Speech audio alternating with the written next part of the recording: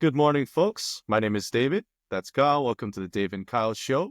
Today, we're talking all about telehealth, as we've been talking incessantly about the past few episodes. But did you know that you could get telehealth, people in Louisiana, telehealth for menopause care? Keep listening to learn about it. I did not know that. Thanks, Dave. I haven't looked up menopause care myself, but I'm definitely curious to hear more and see what they're doing in Louisiana.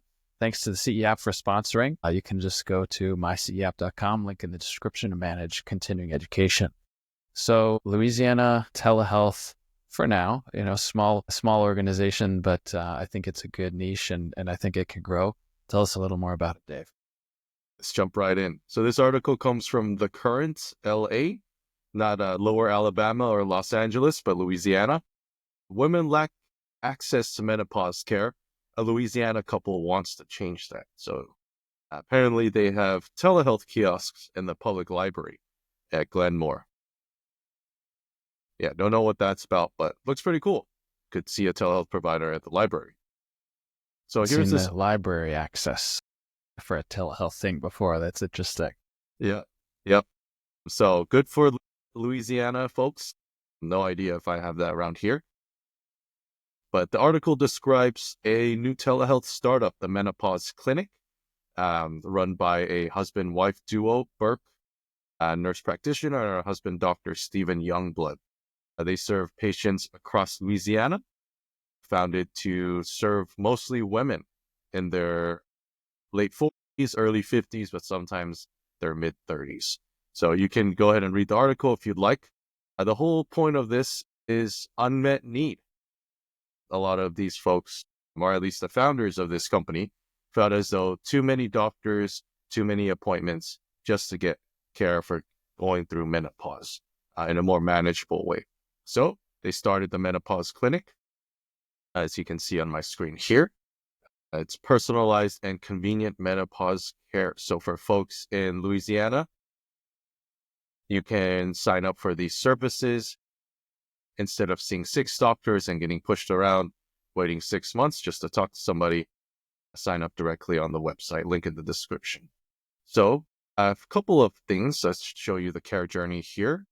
Pretty simple. Schedule your visit, pay $50. We'll get on that in a second. And you'll meet with, sounds like one of the founders to talk about your care.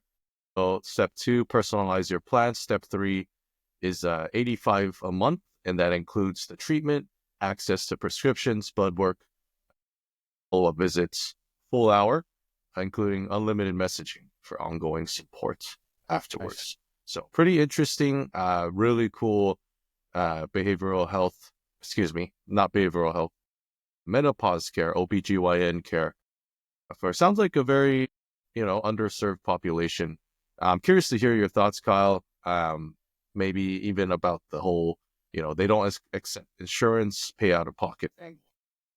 Yeah, and I think it's what's cool is that they're super transparent about their pricing and everything as well.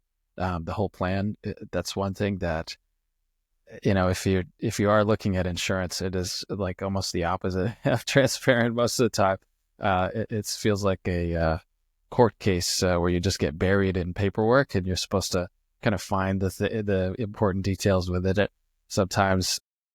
So yeah, I like it. I think if I were to, start a niche telehealth practice like this, where the staff is pretty minimal and you have to run a very lean business, makes a lot of sense to just say, hey, for this first round of growth, we want to focus on serving patients. So we want to just have a very simple, transparent pricing model, not worry about trying to bill insurance and all this sort of thing. You need a whole staff effort for that, which has costs associated in itself. So from a business perspective, I think it's really strong.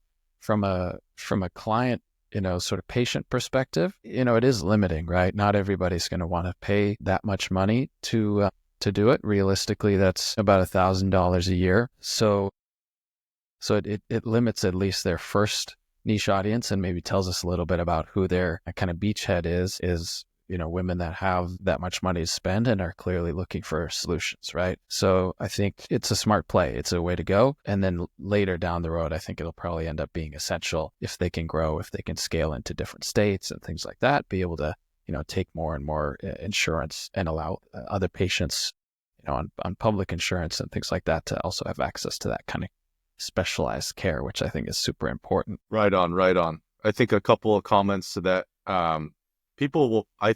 Patients will pay for higher quality care, even if it's out of pocket. Mhm. I personally see a counselor and I pay out of pocket for it because she's super accessible, reschedule anytime, calendar is super open versus insurance might be having to wait a couple of months, do a song and a dance a little bit. But yeah, I think people will pay for higher quality care. And, for patients, if you're suffering, like mentioned in the article, if you have a need, there's probably a telehealth option out there, just a Google search away. If you're a provider listening or entrepreneur, if there's an unmet need, check out if there is an option. And if there isn't, that could be your next venture. So yeah, don't be afraid to provide care out of pocket for that higher quality care. There will be people that pay for it. Yeah, for sure. Yeah. Then I think the only kind of remaining question is how do they get their patients, right? If you're not taking insurance, you're not listed on the insurance provider's websites as accessible within the plan. Is it sort of internet searches and media articles like this, the Dave and Kyles of the world, or other ways that they find their patients? I think it is kind of interesting, and I'd be curious to see, with the library access, usually it's not the $1,000 a year audience that would kind of go to the library to access telehealth. So that was one thing that was a little different, but maybe the library is a channel for them to reach the folks that are not able to pay, and the library can invest in something like that. Very interesting. Curious to see where these guys go with it. Super cool. And if you're watching this, Burke or Dr. Young, come on and let us know. Tell us more about your story. But that's all we got for today, folks. Thank you for watching. If you like this video, go ahead and give us a like, give us a thumbs up, click on the notification button. It really helps us out. If you're on LinkedIn, same thing, like and comment. Let us know what you think in the comments section.